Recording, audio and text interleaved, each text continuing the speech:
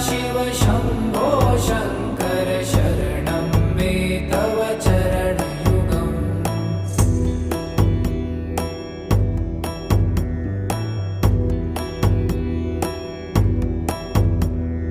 धर्मस्थापन दक्ष त्रक्ष गुरुदक्ष यज्ञ शिक्षक भो